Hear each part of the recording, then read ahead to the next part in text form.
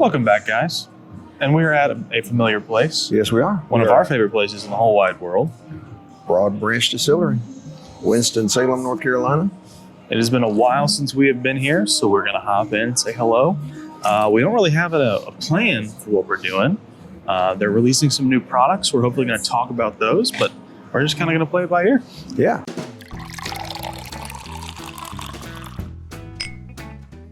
Hi, how are y'all? Good. Welcome, good to see y'all. Good to see y'all. Hi, see ya. How's it going, fellas? Good. I'm Bill. Okay, I'm so- Don. Hi, Don. Nice to meet How you. you doing, Don? Good, Yeah, man. Good to see you. all I heard was you talking Absolutely. Grab Jacob out of here. Sure. So we saw you guys at Brewzle Fest. Yeah? about. Yeah, How'd that go? this was amazing. It was Yeah? really nice. Yeah. Looked like you kind of stole the show. We didn't mean to. Well, you deserved it. Yeah. That's the thing. They're like the nicest. I mean, we were pinching ourselves, as you said, all weekend, but it was the greatest whiskey fest. Yeah. It really was a nice event. But yeah, so you guys got some exciting new things coming out. Oh, yeah. And that have already come out. I mean, Yeah. We're waiting for approval on a break in labels. Gotcha. To give you an idea of how the TTB works, she submitted the label. It was they were rye, finished in November. So she sent that in with the recipe, right? And that came back and they said it was not approved because it doesn't have a recipe. Since you resubmitted it with no It was a recipe, fun event. and that came back today saying it was not approved because there was no recipe. It's like, okay, wait a minute. Yeah, clearly this is a government-run It organization. is, yeah. Yeah. I mean, it really is. It depends on who you get at the time. I mean, I see stuff on bottles all the time. Like theoretically, if it's under 4 years, you got to label it. But I see it all the time. None of that. Exactly. on there. No. Yeah. No. And you're supposed to put on where it was distilled, and Oh yeah. there's a Yeah. lot of that Yeah, doesn't. and if you don't, it's supposed to be the location of your distillery. So if it's in North Carolina, then it has to be North Carolina distilled if you don't state. Right. So We're gonna start. I always go lower proof to higher proof. So we'll start with the wood expiration, all right. which is this one here. This came out of the barrel at an angry 170 proof. In North Carolina, you're not allowed to sell anything over 151. So we had to bring it down. And at 144 proof, it really started to sing.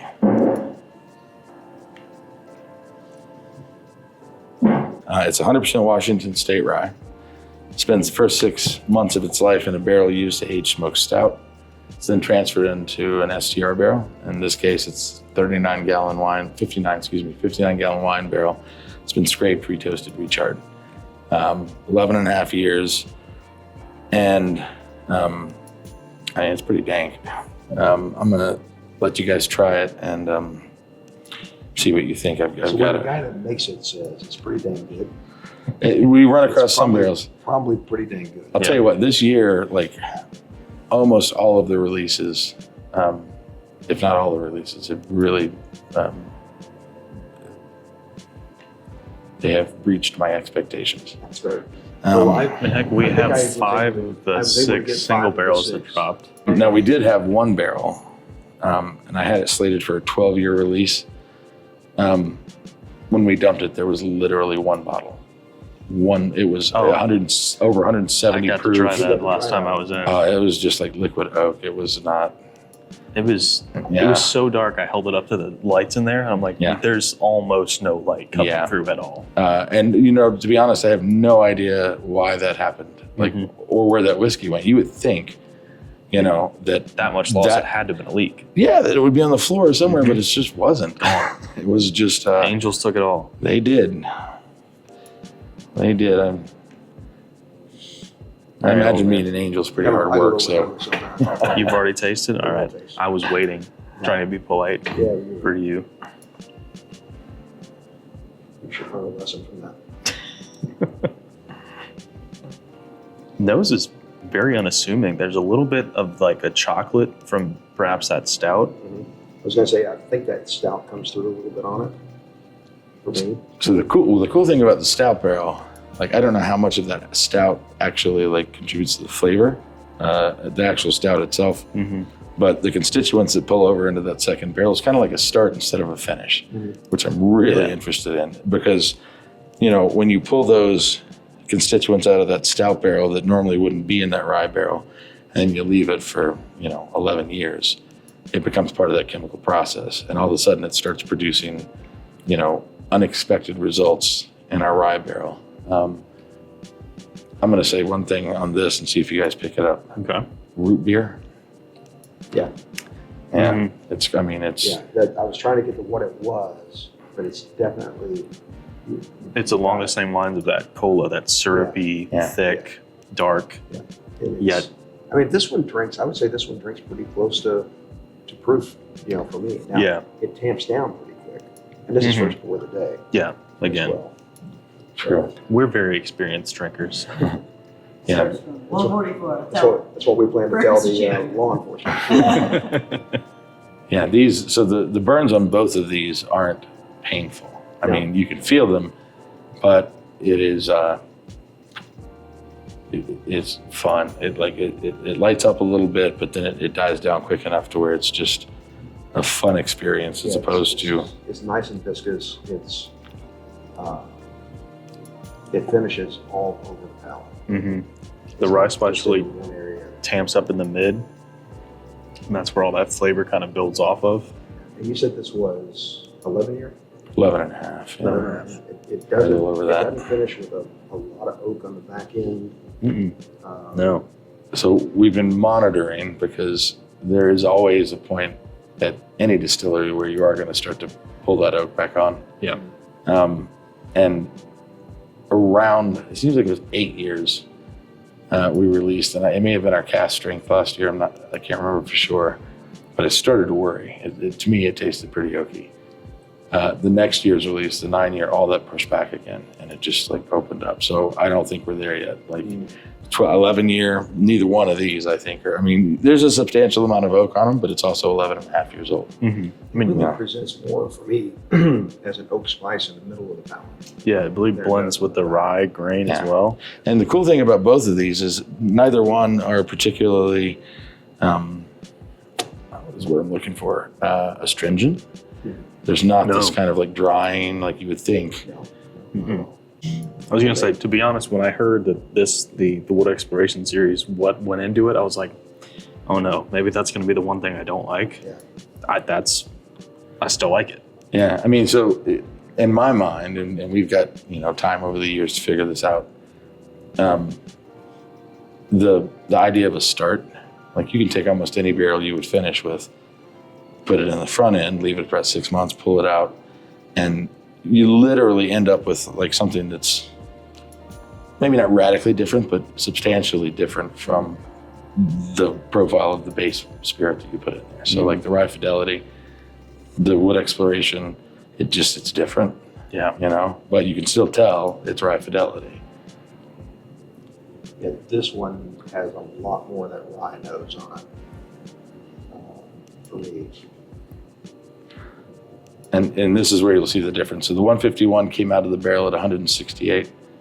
Did not drink 168. Was awesome. If there was anything at all we could have done to sell it at 168, we would have. But alas. Getting a grape skin, a purple grape. Yeah, Jacob got Malbec wine from that. Yeah. Rich, incredibly rich. The rye spice is almost the last thing I'm getting. Makes it smell more like a high rye bourbon than a rye whiskey.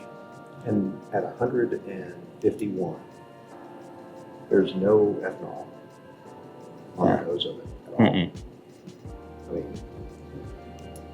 You guys are doing some voodoo stuff in here. That's what everybody thinks, but to be honest, we're just man. playing it square, man. We don't cut corners. But we get that question all the time, how are you doing this? And it's we run a balanced fermentation, make sure the juice that comes off the still, the cuts are good, and then we put it in a good barrel and just let it be. He wanted a little more information on your process with the cuts. So Charles explained it to us a little bit. I think he wants to hear it from the master. Well, that was the hardest part for us to figure out the cuts, because shy of having somebody down to stand beside you, and which we actually did that too. We had this guy Sherman who he was making the rounds like early on. He was a consultant, and I know he worked with Limestone Branch. He worked with us, and there was a handful of other ones. And when the kind of like startup craze kind of rolled off, he just kind of disappeared and took off. He seemed to have I think they call it an eidetic memory, basically a photographic memory. He could just like quote whatever. Strange dude, but man, he really knew what he was doing. And he left us a chart and all, but it still took us, a good long while to decide like where you need to make your cuts. And luckily there's a formula for heads, because those are poisons. You just want those out, like for the most part. On a unaged product, you gotta have 0 head, 0 tail, center cut, our night lab. On a product that's meant to barrel age, you need, okay, let me rephrase that. To produce this product, you need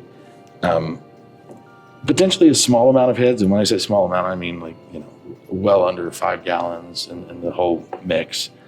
And then a much larger portion of tails, because and really honestly, like at 130 proof, we start paying close attention. It starts to get dark before then, but as it's coming off the still, the question we always ask ourselves is that part of rye fidelity? Is that something that we experience? And you'll get the tobacco and the leather and all that coming straight off the still. You can smell it near the end. Red hots is an indicator that you're getting near the end of it all.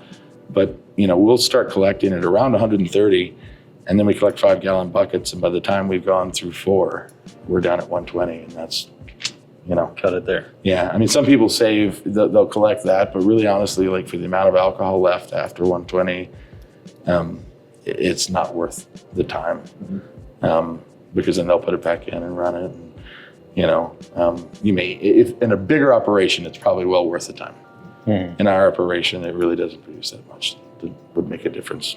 But both these turned out really well. And, Yes. That is another level. I think we're going to go in the back. We're going to let them try some of the stuff that's in stainless, stuff that hopefully will get released before Christmas. That is my hope. But right now we're not sure. It's not looking incredibly promising. There on the site, it says there's a 48-day approval time, which is up from like 8. So we're being either before Christmas, you'll kick off 2026 big time. I say it looks empty. Now, I'm telling you, it's clear. There's a water line. That is clear. I don't know if we tried White Dog when we were here I don't last think time. we did. I don't think so. Get more.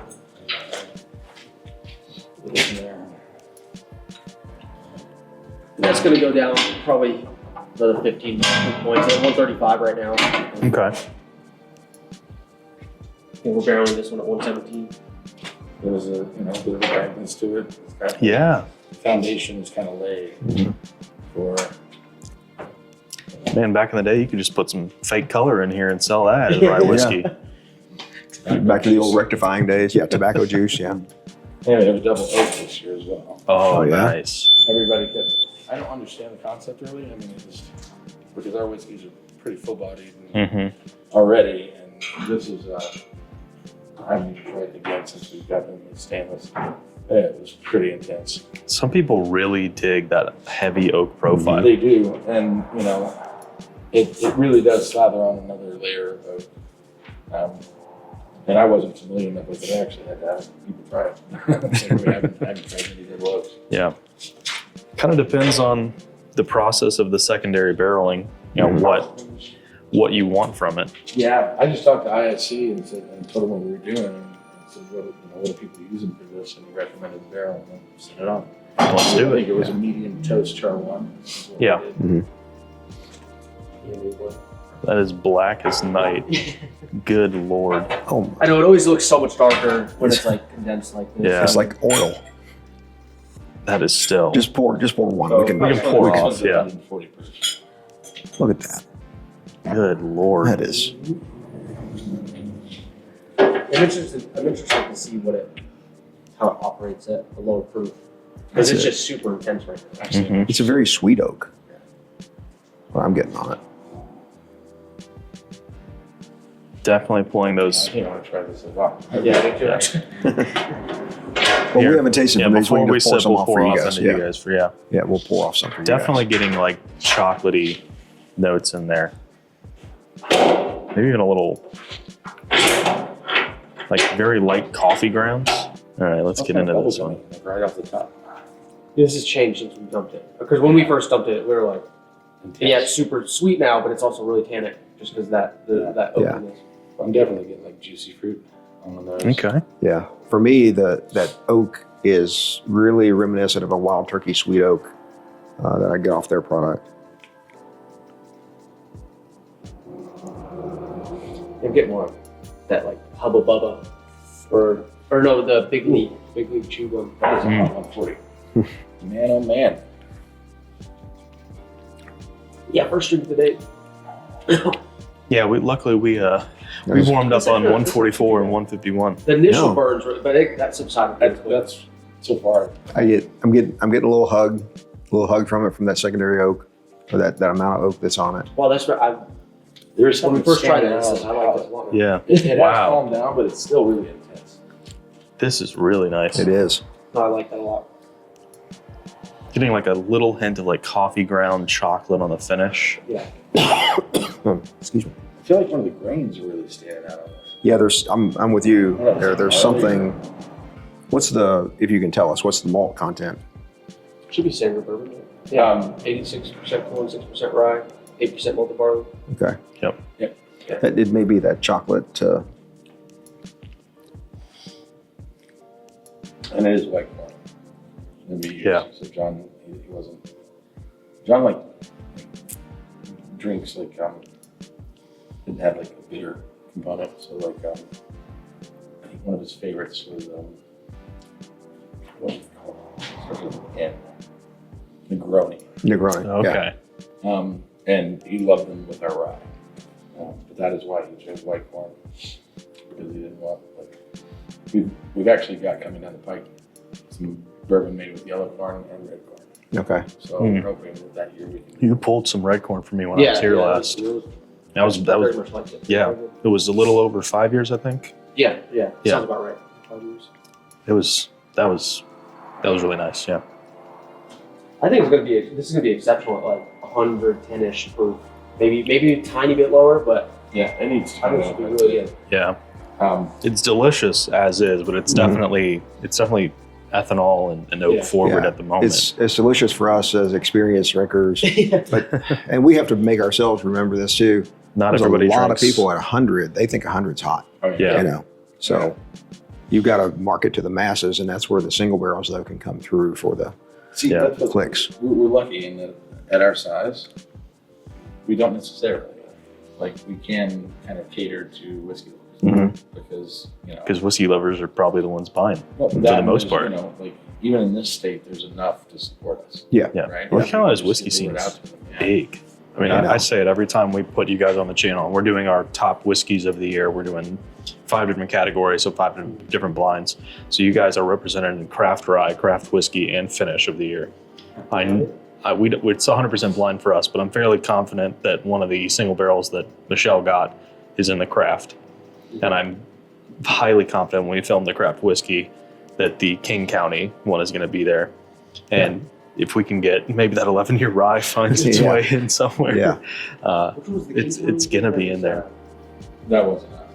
That wasn't. Oh no, the King store, sorry, King Stokes store. County, but Stokes the King, County, King King store, North Carolina sorry. store. Yeah. That thing is a cherry I'm telling you. cola, Yeah. That thing. just delicious. I mean, and every single time I mention it, it's like I will put you guys head to head with a George T. Stagg, a WLW, any day of the week and expect you to win. Because it's a higher quality spirit to me. Like I said, it's just we've got to get that name recognition, brand recognition out there. A couple years ago, I always forget his name. What's the OG whiskey reviewer? Oh, Yeah. Fred Minnick. Yeah, right. Yeah. Fred, we seen the bottle, Mhm.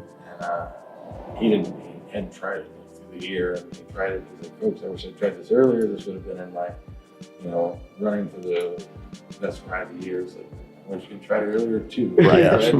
Right. Yeah. So this is kind of mythological. There used to be a chocolate factory right over there where the Celestial Well-Being is now.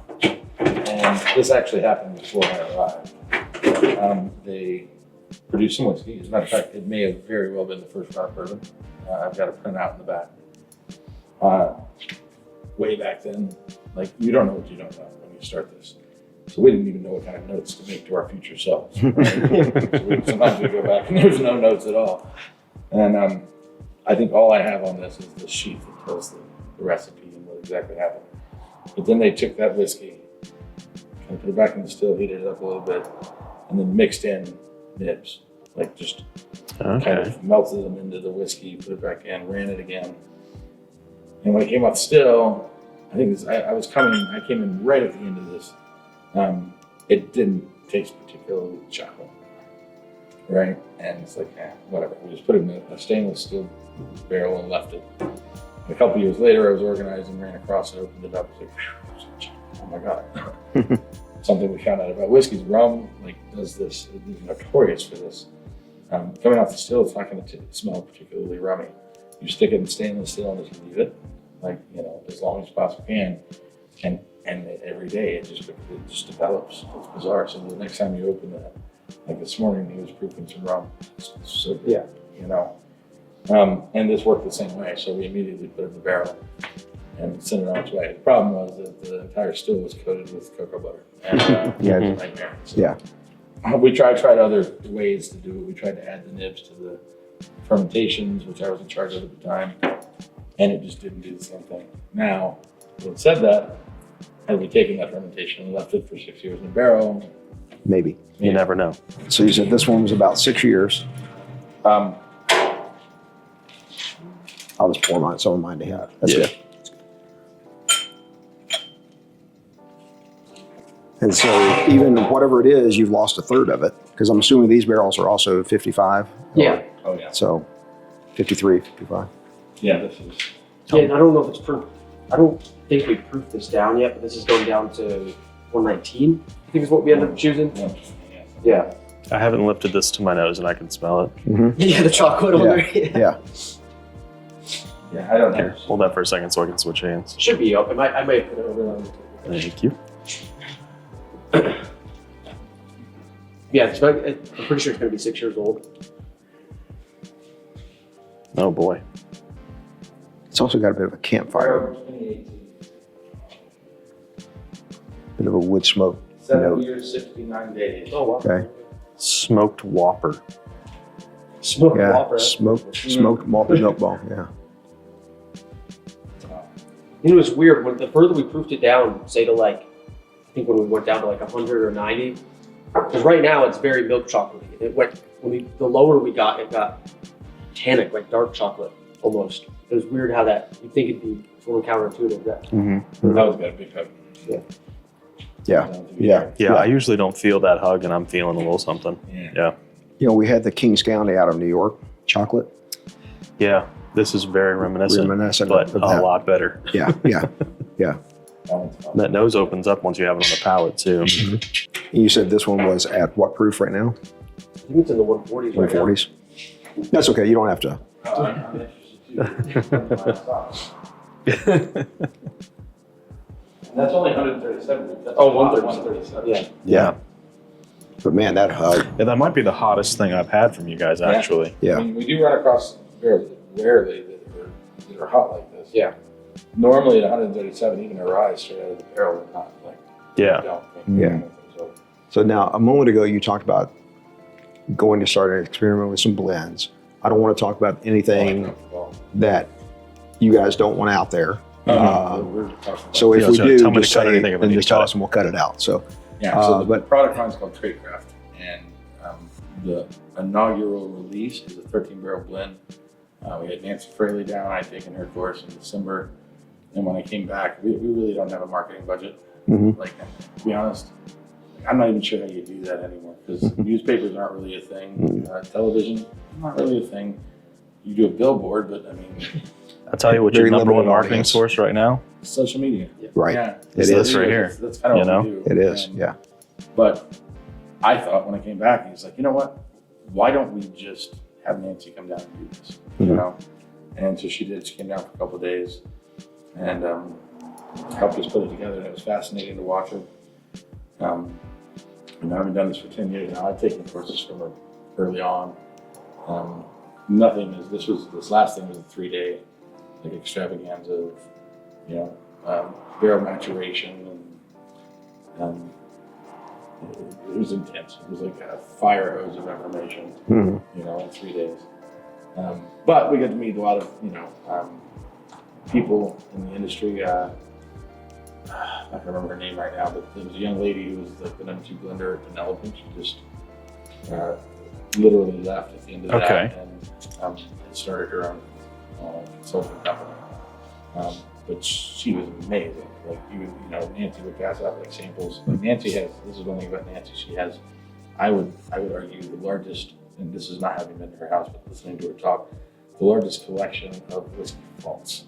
Like whenever there's something funky, she's like, "Can I have a sample of that?" And she just gets it from everywhere she goes. So she's got all these because, you know, behind the scenes, she works with, you know, Still Austin and Joseph Magnus and all the, you know, John, what's it called? John something and Sons. Anyway, the big money comes from the big guys when they have a problem. They call Nancy. That doesn't make it to her website. And that doesn't come out. Right. Yeah. That's when we run across a series of 30 barrels that just aren't good when we call her in and she looks it up. Right. So, but it was a great idea. The product is awesome. We'll try it. Maybe I can. I think it landed at 121 proof. And we'll see how it goes. I'm excited about that release. That'll be in the new year. Over time, we started. So for the longest time, we were doing entry at 125. Right, because when we initially were sourcing this bourbon from Brian, that's what he would put it in. That's if we're making Brian dry, let's go ahead and, you know, just do it like Brian does it. But over time, talking to Nancy and some experiments, we decided to start entering somewhere between 100 and 117 proof, and it really just depends on how many barrels we have. So we want all the barrels to be full. So if I'm teetering between 4 and 5 barrels, you know, we'll figure out what's gonna fill it up within that range. So our hazmat barrels, there will be a point when there aren't that many hazmat barrels. It's diminished. Yeah. Well, because you're looking for that yield. Yeah. You're trying to get that out. Yeah. So, and some of that stuff, you know, like at 117 proof, like what it does do is like with the more water, like so in a barrel, you've got certain constituents that are water soluble, certain constituents that are alcohol soluble. The alcohol soluble are typically like more astringent, baking spices, tannins, things like that. And most everything's sweeter that, you know, really appeals to the American palate is water soluble. So your wood sugars, the vanillin, you know, the coconut, all that funness.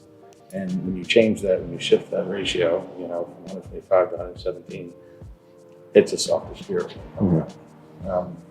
And again, there's like benefits to both. I mean, most of what we're doing today is definitely 125 proof. Right. And this one, this I believe is in my opinion,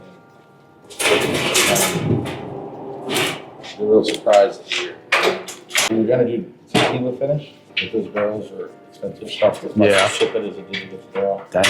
So we decided just to take our 6-year rum barrel and finish this rye in that. This has been sitting for a little bit too. So. And I'm really impressed with this one. Dude, you gotta stop talking and smell this. I'm good at talking though. Yeah, this one's Huh. better than it was even sitting. Yeah, it's. Because I know that first day we dumped it, we were like, Yeah, I think it was hot. Yeah. That's sweet cane That sugar. nose comes off more of a rum that's been than a finished in a bourbon. rye barrel. Yeah. We have a rum that's aged in a rye barrel. Ooh. It's extraordinary. I Oh, think boy. it's next year's release, maybe the year.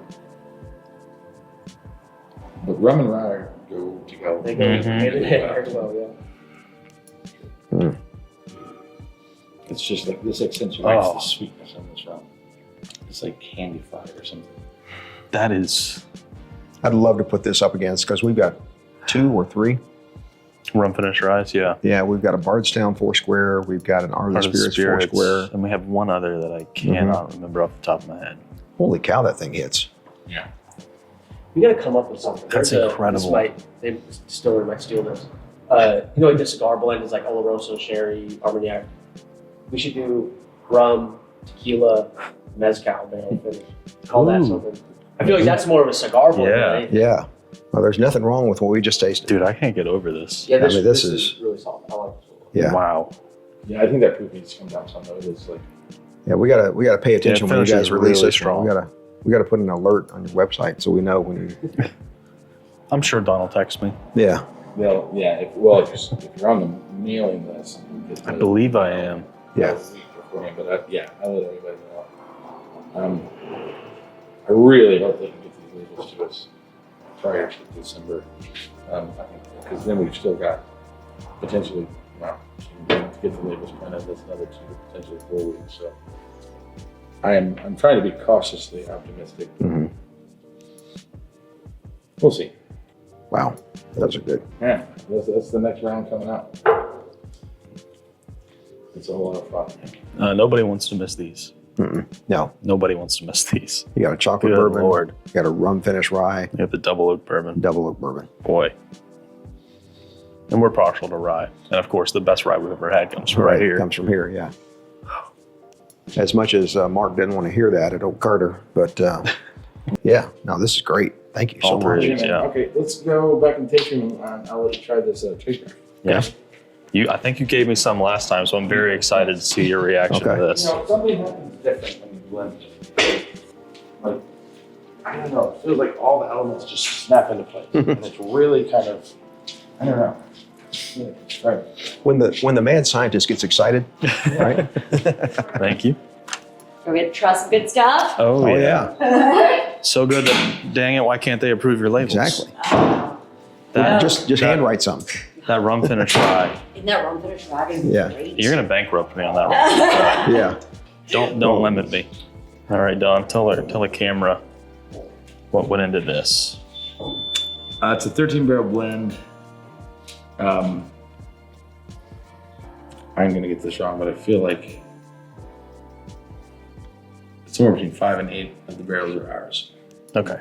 And the rest was MGP. But Nancy Fraley came down and blended this for us. We got to kind of watch, see how she worked, and it was fascinating. When it was complete, the biggest problem we had was we've never blended that many barrels or vatted that many barrels. We had to use 2 cisterns, and we had to connect them in such a way that we could cycle between the 2 cisterns. It was a bit of mad science. And when it was all said and done, I think we were at 123 proof, and Nancy basically corresponded with us and said, listen, can you try that at 2 different proofs? And we brought it down, literally it was 1.5 twice or something like that. And it made a huge difference. Like from 123, I think we ended up at 121.3. Just barely moving. And it hit spot. This it's got a really fresh smell to it. Very excited to get your reaction. Sorry. So I'm very excited to get your reaction. Yeah. Because This is I did get a chance to try this one. very sweet on the nose, like a light fruit. But then, man, there's some cherry in there. And it just smells thick. Very viscous aroma to it.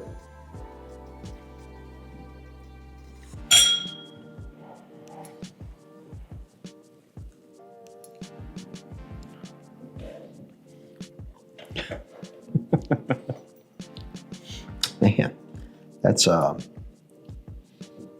that hits it as proof. I mean, it doesn't really go over. Got a little hug coming. The cherry comes through more on the palate for me. The red fruit comes through more on the palate than the white fruit on the nose. Getting a nice allspice blend in the mid palate. Yeah, it's got some good spice to it. It's got some oak on it. Oak rounds all that off. I mean, I want to take another sip, then I don't want to take another sip because something tells me this is going to finish for like 2 minutes or more. Yeah, this is the last thing I tried before I left. And I called you immediately when I left from here. I was like, hey, I just got to do this really cool thing. I'm going to tell you all about it. The entire time I was in the car for like 40 minutes until I was getting about to your house, I still tasted it. Yeah. You don't think it can get better, but it does. Uh-huh. You guys got a winner there.